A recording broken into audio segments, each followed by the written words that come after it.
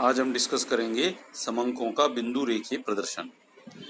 जो समंक दिए गए होते हैं उनको जो बिंदु रेखीय पत्र या जिसे अंग्रेजी में ग्राफ पेपर कहते हैं उस पर जब अंकित करके विभिन्न आरेख बनाए जाते हैं तो वो कहलाता है समंकों का बिंदु रेखीय प्रदर्शन। इसके लिए हम ग्राफ पेपर या समतल को दो परस्पर लंबवत रेखाओं द्वारा चार भागों में बांट लेते हैं और वो चारों भाग चतुर्थांश कहलाते हैं और उनका प्रतिच्छेदी बिंदु मूल बिंदु कहलाता है। ये चीज़ें आप प्रारंभिक स्तर पे 10वीं क्लास में पढ़ लेते हैं।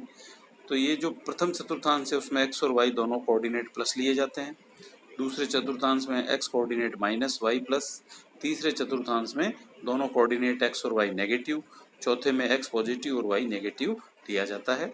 मूल बिंदु के निर्देशांक 0 0 लिए जाते हैं। इस आधार पर हम पहले विभिन्न बिंदु अंकित करते हैं डाटा के आधार पर और फिर उनसे जो है आरेख का निर्माण किया जाता है। बिंदु रेखीय प्रदर्शन के कुछ लाभ हैं। आंकड़ों से जब बिंदु रेखीय प्रदर्शन करते हैं तो इसका कुछ उद्देश्य होता है, जैसे काल श्रेणी तथा आवर्ती वितरणों का प्रदर्शन करने में ये बहुत उपयोगी होते हैं। इनसे सांख्यिकी तथ्यों का विश्लेषण करना आसान हो जाता है। स्थिति संबंधी जो माध्य है जैसे माध्यिका है, बहुलक है, इनका निर्धारण संभव हो पाता है। अंतर्गणन और पूर्वानुमान लगाना आसान हो जाता है। ये सहसंबंध के अध्ययन में भी सहायक होते हैं।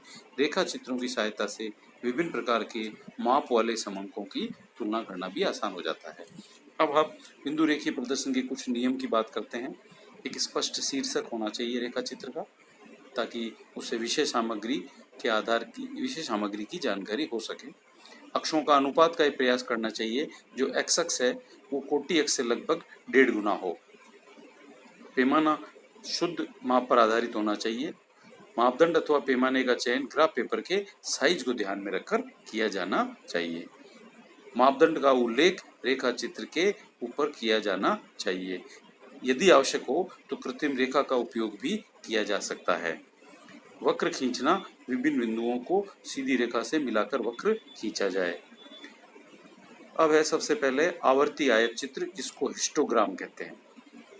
ये जो कंटिन्यूस सीरीज होती है, वर्गीकृत बंटन जो होता है, उसको रेखीय प्रदर्शन करने के लिए काम में लेते हैं। आवर्ती चित्र में प्रत्येक वर्ग के लिए एक आयत बनता है और आयतों की संख्या वर्गों पर निर्भर करती है। एक उदाहरण ले रहे हैं हम, जिसके अंदर 0 से लेकर 100 तक अंक हैं, जिसके 10 बराबर वर्ग बनाए हुए हैं। विद्यार्थियों की संख्या दर्शाई गई है जो इनके बीच में अंक ला रहे हैं। जैसे 0 और 10 के बीच में अंक लाने वाले विद्यार्थी 8 हैं। इसी प्रकार अंतिम जो है 90 से 100 के बीच में अंक लाने वाले विद्यार्थी 10 हैं। प्रत्येक आयत की जो चौड़ाई है वो समान है, एक्स अक्ष पे 1 सेंटीमीटर, और ऊंचाई जो है या लंबाई है वो विद्यार्थियों की संख्या के हिसाब से तय की जा रही है। पहले आयत की ऊंचाई 8 सेंटीमीटर 8 इकाई हो गई, 8 के बराबर। दूसरा 15 है तो 10 और 15 के बीच में बिंदु लिया गया है।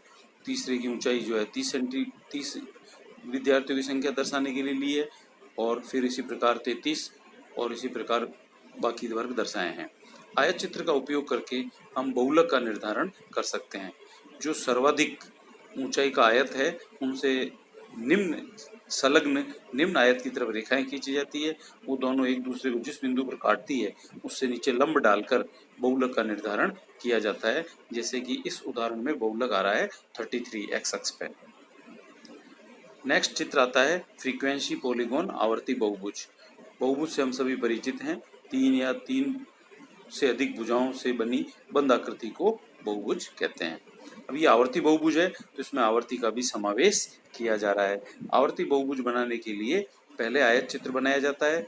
आयत चित्र बनाने के बाद इन सभी आयतों के जो सर्वोच्च भुजा है उनका मध्य बिंदु लेकर उनको स्केल से मिला दिया जाता है। तो ये आवर्ती बहुभुज होता है, ये कोण वाली रेखाएं होती हैं और इससे जो है मध्य बिंदु इसमें लिए जाते हैं। इसके बाद आता है फ्रीक्वेंसी कर्व, आवर्ती वक्र। आवर्ती वक्र में और इसमें थोड़ा सा अंतर है। जो आवर्ती वक्र है वो निष्कोण होता है, जबकि आवर्ती बहुभुज है वो कोण वाली रेखाएं होती है। आवर्ती वक्र बनाने के लिए सबसे पहले आयत चित्र का निर्माण किया जाएगा, जो कि अभी अपन ने स्पष्ट किया था। अब इनको बनाने के बाद जो मध्य बिंदु लेंगे उन सभी मध्य बिंदुओं को फ्री हैंड मुक्त हाथ से मिला करके और वक्र का निर्माण किया जाता है। प्राय ये वक्र बेल शेप्ड घंटी आकार का बनता है और इनको अक्षों से मिला दिया जाता है तो ये आवर्ती वक्र तैयार हो जाता है इस प्रकार।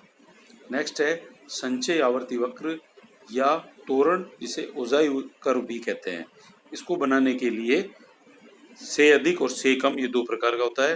पहले संचयी बारंबारता का निर्माण किया जाता है, वाई अक्ष पे बारंबारता ली जाती है और एक्स अक्ष पे विचर जैसे प्राप्तांक, भार, आयु जैसा भी हो वो उस पर दर्शाया जाता है। इसके अंदर भी एक उदाहरण है जिसमें 0 से लेकर 80 तक प्राप्तांक दिए हैं, उनके संगत विद्यार्थियों की संख्या उदाहरण में दी गई है। तो सबसे पहले हम इनमें संचयी बारंबारता बंटन के रूप में बदलेंगे। 10 से कम, 20 से कम, 30 से कम, ये हाईएस्ट लिमिट में से कम का प्रयोग करके बनाते हैं और विद्यार्थियों की संख्या को संचयी रूप से जोड़ करते जाते हैं। तो पूरी जो योग है वो 100 है। अब बनाने के लिए पहला पॉइंट है 10 और 4, एक्स अक्ष पे 10 और वाई एक्स का 4, जहाँ संगत बिंदु आएगा उसको अंकित कर दिया जाएगा।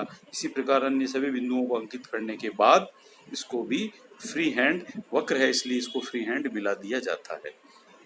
अब इससे माध्यिका का निर्धारण किया जाएगा। n की वैल्यू यानी सभी पदों का योग 100 है, उसको 2 से डिवाइड करेंगे, 50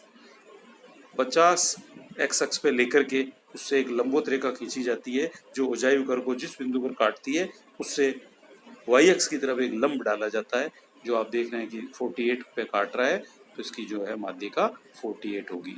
तो इस प्रकार माध्यिका का निर्धारण इसी से किया जाता है। धन्यवाद।